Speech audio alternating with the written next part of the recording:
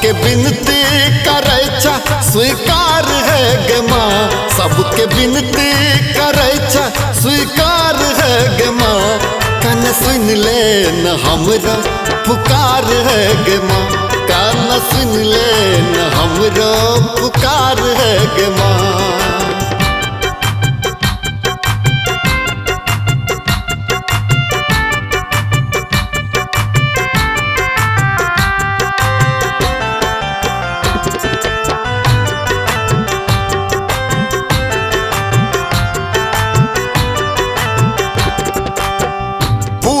तोहर छियो छियो ने आन गए, तोरा रहे तो हम छिटू गर समान गए।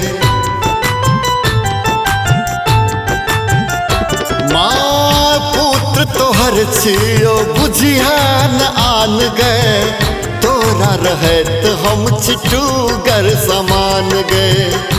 सबके कार्य तू ही उधार है गे माँ, सबके कार्य तू ही उधार है गे माँ।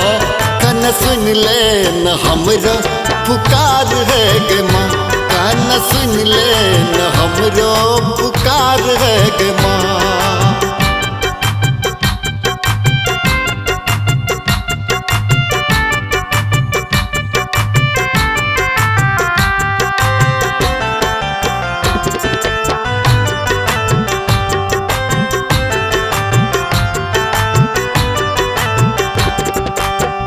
अंकुर दीवाना के सुन ले माँ अर्ज, मन बन मन बे माँ तोहर छुमर जी।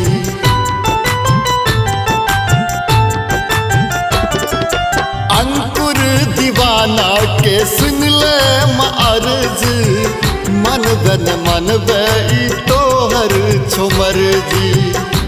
पुत्र नुन्नू पकड़ ही विचार है गे माँ, पुत्र नुन्नू पकड़ ही विचार है गे माँ।